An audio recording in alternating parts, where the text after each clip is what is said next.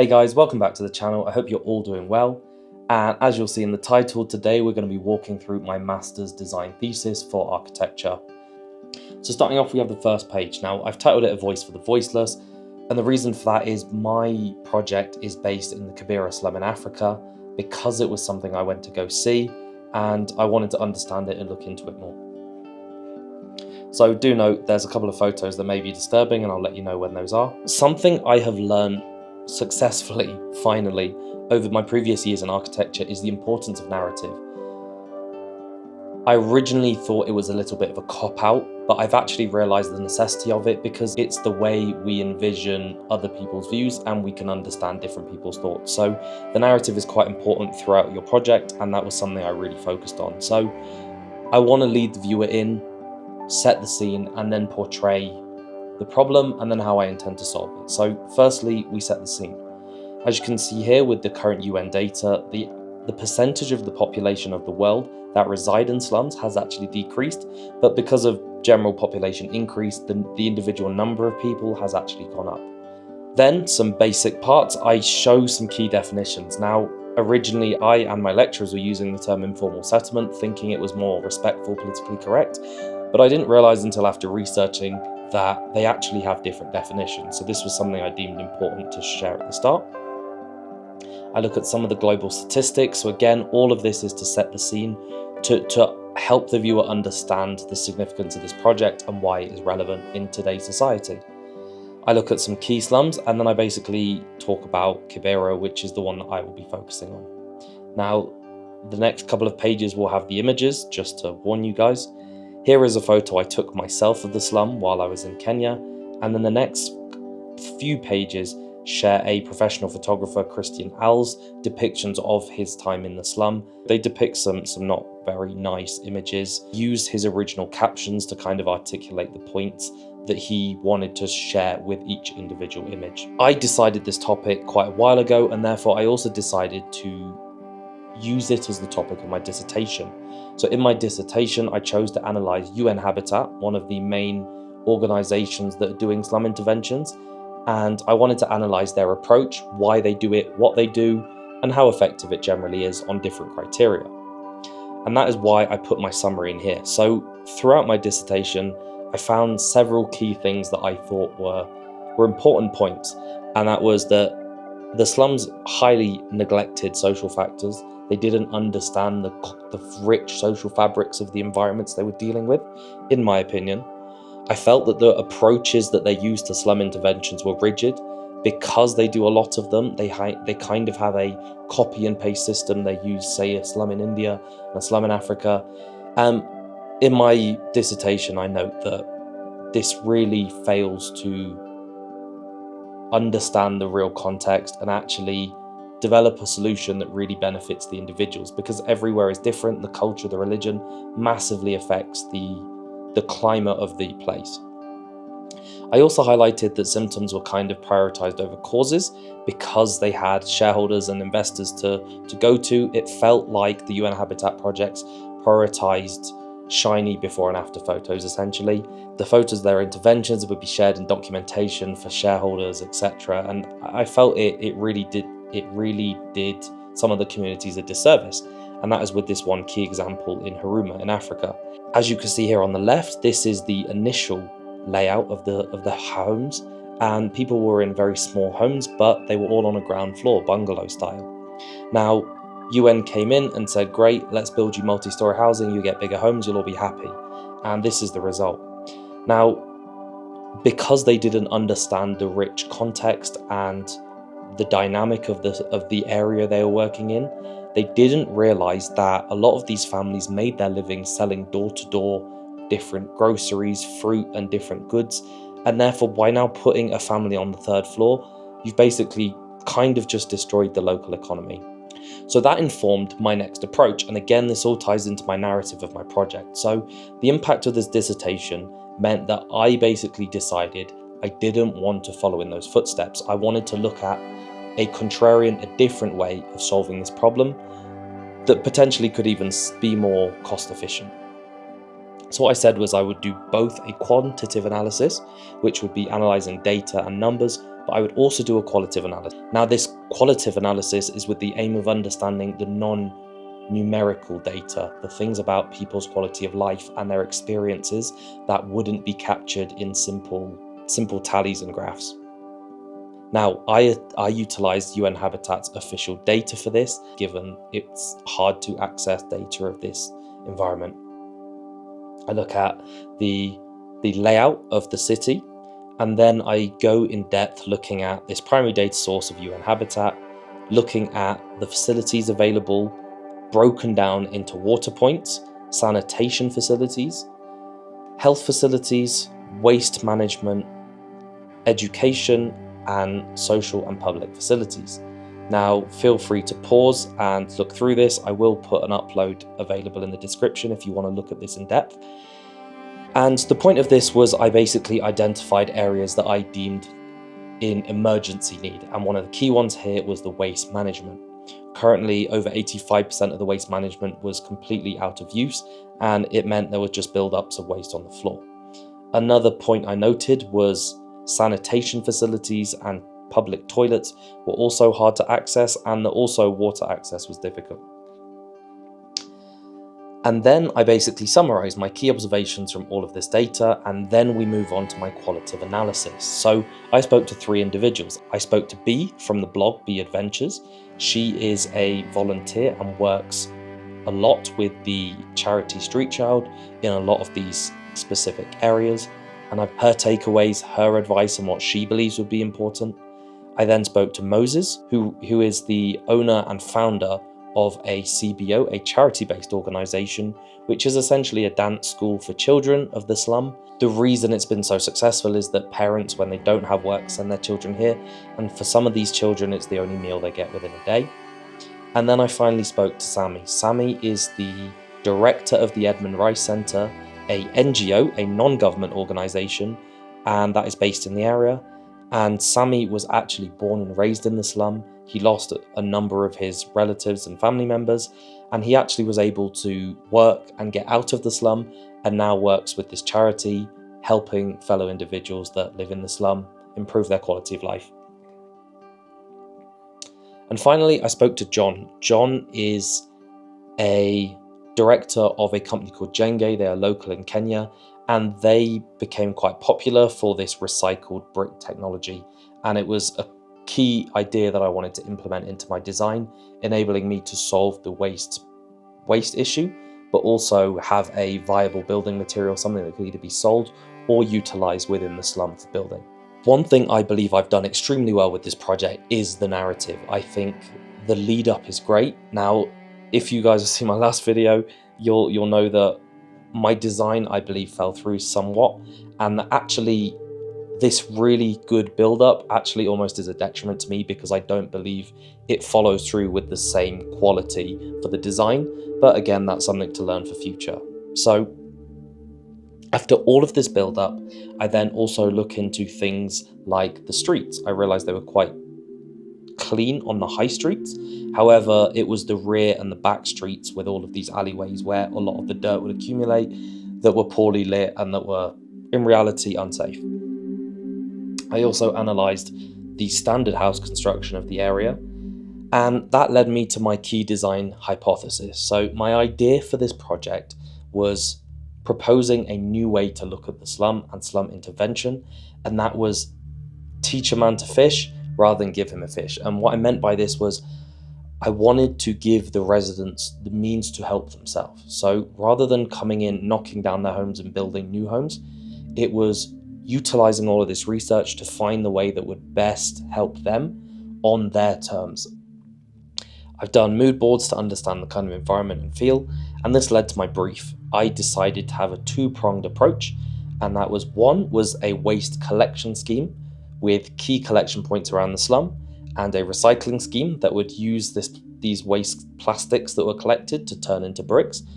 And then I also, for my project, designed a vocational learning centre. So one of the key things Sammy noted to me was that there is not a lack of jobs available in Kenya. The issue is that the residents of the slum are not skilled enough to access these jobs, and therefore I realised that by giving them valuable skills, that they could learn in a vocational centre, they would actually be able to make their own money and they would actually be able to do their own developments in their own homes, rather than us come in and do it for them. So I then break down this approach into the waste collection system and how I intend it to work, and where I propose putting different collection points throughout the slum, and then the different plastics I'll be collecting. And then secondly, I look at the learning centre, and then I propose 4 different styles of classes with the hopes that an individual will value or enjoy one of those 4 best, that they'll be able to then skill up in, and that will be their means of income. Now, one of the downfalls of this project that I want to warn is that although I believe the narrative for this project was really great, and I really was passionate about the content, I realized because I based this project in a slum, getting data for this project was extremely difficult, especially when it came down to site plans and CAD drawings. Now, the reason for this is it is a slum, it's informal, it is continually changing. I would recommend trying to have a project where you have a reasonable amount of data available, especially for a university project, because it's going to be more difficult on yourself if not. Now, my reason for selecting this area was in Soweto West, which is in the southwest, and the reason for that was it is a newer part of the slum, it had some of the least amount of working facilities, and there was 2 key things that drew me to this plot. Now, if you see to the north, there is a train line, and to the south, there is a river. The train line was a key point of this because what it meant was that it gave me an in and out point for the site. So given that we would be bringing teachers and professionals in to run facilities, for example, there is a medical facility, you'd need to bring employees in. Teachers would most likely not be residing in the slum. They could use this railway to get in. And what it also meant was that when the local residents were skilled up, they would then have a means to get back into the city to work. So this was a real key point of this proposal. And then I look into the local fabric, and again, this data was extremely hard to get, and I kind of had to find as many different sources as possible. So I was also able to produce a 3D site model. Now, I did also look at the environment and included that. When you are presenting your current project throughout your studio sessions, make a note of all of the questions that your lecturers and teachers ask, because that shows a lack of knowledge that you have failed to present. So this was originally something I didn't include till much later on in the project, because for me, the weather was pretty obvious given I'd spent a lot of time in Kenya, and I realized you really need to hold the viewer's hand and walk them through so that they can understand it to as high a resolution as you do. Now, for those that do not know, the environment is quite dry, as expected. However, there are short periods of rains where you get a very large amount of rain, and therefore the site would need to cater to this and be able to deal with it without flooding, given, as you can see in these images, in some of the flatter villages, they can actually be prone to flooding in these short periods. I also wanted to include a key precedent to show my design idea, and that was the Comuna 13, which was a development project in Colombia, which was originally home to gangs and cartels, and they basically did a renovation project, and I believe it was very effective, and it was very cost effective because it was achieved through small improvements in building quality, but also through the means of lots of art and colour and just brightening up the area, adding plants, and I believe it had a massive impact on the general environment. As previously mentioned in my past video, I actually entirely redid my design right after my final review. So in my final review, which was, I believe, 1.5 weeks before the final submission, I sat with the invigilators and I essentially had 2 pages of criticisms without a single positive. And it was at that point I decided that trying to fix my design was kind of futile, and I ended up just scrapping it all and completely redoing the idea. So this is what I've got as my new design, and I will very quickly show that at the end what my old design was. Now, if you have a look here, what you'll notice, and something that I realized, was that throughout the slum there is a myriad of meandering pathways between the buildings that people would use as shortcuts to get from point A to point B. And an important distinction was that although my main visitors will come from the main street, it would be the immediate residents that actually will come through these impromptu pathways. And it was important that those felt as welcoming as the main street, because this is a project for the community. And so I did a 3D model, and then I essentially did sketches to show the lighting quality of that area. And the main point was that I wanted this building to stand further back and be welcoming. And I also looked at the local materiality. I highlighted how dull it was, and there was a lack of color and lack of material variation, and this was something I wanted to address. And then I come onto my site. Throughout my design iterations, I did have the idea I wanted some kind of step design, with the front of the facility being more public and the rear being more private.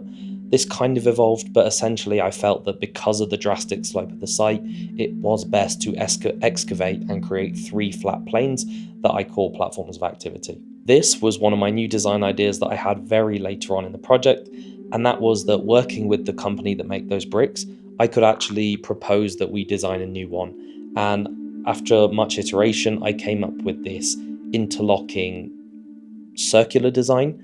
And the intent of this was, it meant that it made construction available to a much larger majority. I have also just realized I did miss one key point, and that was with the interlocking brick system, I had proposed they be filled with soil to increase the thermal mass, and that soil is the soil that will be excavated from the initial site. So again, I've tried to create this as large a circular economy as possible. As you'll have seen before, houses were constructed with sticks and corrugated metal, and the intent of this brick was that it makes it available to everyone. Children, women, kids could even come together and build these properties because they just slot together. Because of the complex context, I wanted to have as little reliance and as maximum efficiency in terms of design, in terms of material use, and in terms of general use. So now we move on to my developed design, and again, this was very much a rush at the end of my project, so I just wanted to try and highlight all the key factors, and that was the surrounding connectivity. I've included rain-catching canopies that will be used within the facility, and I tried to include passive design where possible. Again, given the complex context, active systems wouldn't really make sense. This project created a really interesting challenge because you can't just design the way you normally would, putting an elevator here, putting a HVAC unit here, because of the complex and difficult context. So here is where we get to my planned design, and essentially you have these 3 platforms. I show how it is staggered down the site, and I also show that I propose micropiles to be used because this would use minimum machinery. And now again, this doesn't need to be exact. You have to kind of show in your masters that you've thought about stuff like this, because again, that is the job of an architect. You need to kind of touch on every single aspect. And another thing to note that my lecturers regularly said, given the simplistic nature of my design, it's important that I go very deep in terms of complexity of resolution. And if you're doing a master's project that's quite large, I had a friend that did a skyscraper. He didn't have to go into as much resolution because he had complexity achieved within his design itself. So I then highlight the new materiality. These rainbow plastic bricks made from this recycled plastic are going to be the kind of focal point, creating a lively environment. Again, hopefully like the Comuna 13 precedent. I also utilize a waterproof canvas for the rain catchers, which I intend to be as an eye catcher. I also use metal corrugate, and the reason for this is it's just extremely versatile. It's extremely available within the slum. And then because Kenya currently has deforestation issues, I propose utilizing reclaimed timber from pallet woods because that is extremely available in the area. And so I just quickly breeze through elevations, and again, I personally would have liked to do a lot more detail on these, but again, I was very much rushing to finish these, given I'd redone this entire design in about a week and a half. And this was something that, again, was not really built out well, but the intent was to show that it is the intent of the project that it is simply a pilot. So again, tying into this narrative, I'm trying to show that I'm not just creating a building, I'm trying to inspire a mentality, and I'm trying to build something that's going to outlive the project itself. And as shown here, the intent is that armed with these bricks, that the individuals will hopefully expand this project outwards, and that people will be able to kind of follow this system and maybe reorient some buildings, but also improve their current buildings. And now because of these bricks, they're also able to create rounded structures, so there may be value there as well. I do a very brief circulation diagram, again, very much rushed, not as best as it could be. I also propose landscaping because I want to show as much resolution in this design as possible, and I select 4 native Kenyan greenery, and a couple of these are also on a watch list for endangered species because they've been over-farmed for charcoal or for building materials, and so that again ties into this project and its idea of a positive impact moving forward. I also look at the hardscaping because, again, I mentioned about the monsoon kind of seasons where you get lots of water flow. I proposed a plastic grid with gravel that enables water to still travel down the site, but it will slowly get absorbed in through each of these areas on each platform. And then I just describe the spaces. So at the front we have a market space. The intent is that vendors can set up stalls. They then can share a small amount of their profit with the site, and this would also generate revenue to maintain facilities and improve. There is a pharmacy at the front, and that will be used as a medical dispensary. It will also enable residents to seek professional medical advice and potentially gain education in certain aspects. A lot of these elements of these projects are kind of crammed together, potentially haphazardly, but it was because these were all of the key development ideas that I found and identified in all of my research. I also include sanitation facilities, one at the front near the main road, which is intended for public use. I've also designed it in such a way that the entire design is open, allowing for natural airflow to minimize smell.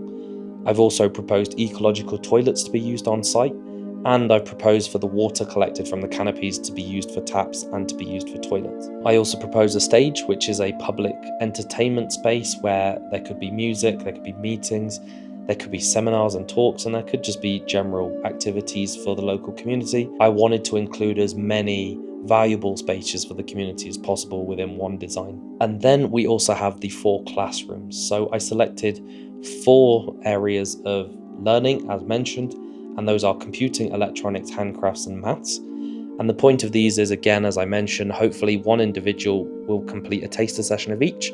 They'll select the one they best like, and then they'll be able to hopefully continue down the skill tree to develop more financially beneficial skills. So to give you an example, someone in computing will first learn basic computer skills, Office, email. They then have the opportunity to learn digital design, Photoshop, web design, and then they may have the opportunity to progress that into learning coding, JavaScript. This is not a finalized idea, but the point is that I'm trying to show I've thought about all of these ideas. And again, while I don't believe they've been linked as best as possible, I do think I covered a lot of basis, and that will kind of protect me in terms of from a marking standpoint. And then finally, we have the brick facility, which is the last structure in the design, which is centered at the center of the building. And it was the intent that this will be a focal point from all 3 entry points.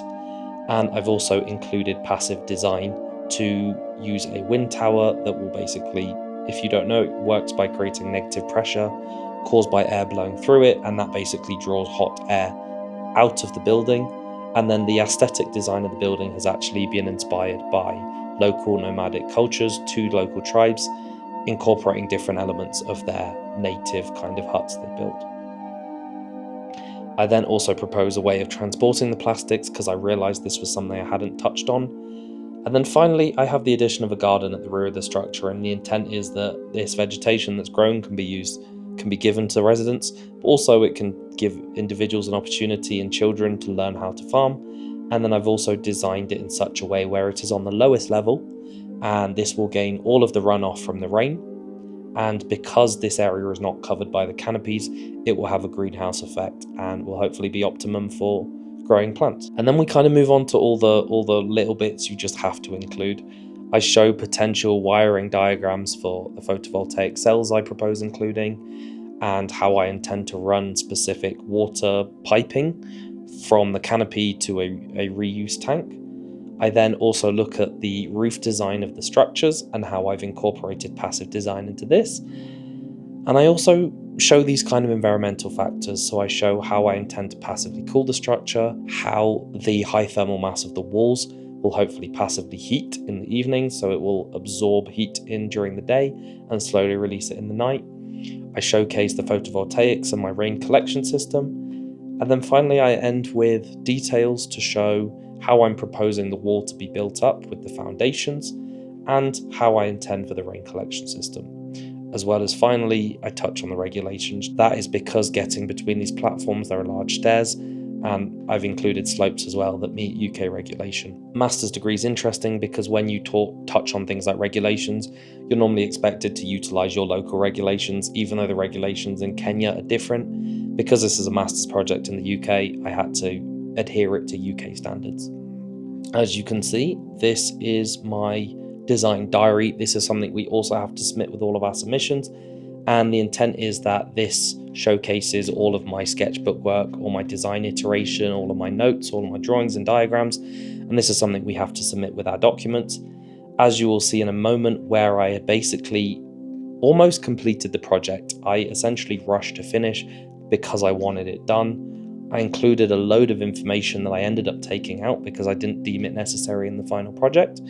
You can see all of my iteration with adjacency and my roof design. And as I spoke about in my last video, this was essentially the design I had arrived at. And as you can see, they're just boxes, and it didn't incorporate well into the surrounding areas. It didn't really respect the local context, and it was a kind of bulky, inefficient design.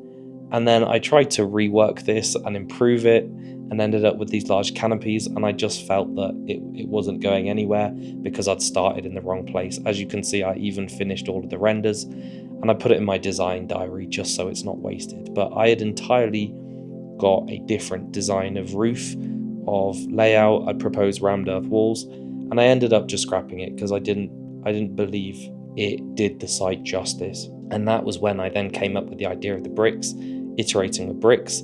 That was then when I came up with the idea, and again, all of this was done in the last week and a half before submission, where I did this design, understanding how I wanted key focal points from each entry point. I did these diagrams, which, as per my lecturer's recommendation, I ended up removing because he said it kind of removes the character and the emotion and the personality from the site, but they were useful for design iteration. And then you can see there was a lot I ended up cutting out because it just didn't suit the project, it didn't fit the narrative, and that's something I want to urge you guys not to worry about. Don't do what I've done and feel like you have to include everything because you've done it. Sometimes putting too much in that doesn't really adhere to that kind of clear funnel actually can detriment from your project. So by all means submit it, but put it at the end in an appendix, or put it in your design diary if you have to submit one. And here you can then see all of my sketches and plans, as I was essentially rushing to do all the final drawings and diagrams and details. And here you go. So that is my final submission for my master's thesis. If you guys have any questions, please leave them in the comments. If you guys have any opinions or anything you want to say, please let me know. And I hope you guys found this video helpful. I'll catch you guys in another one.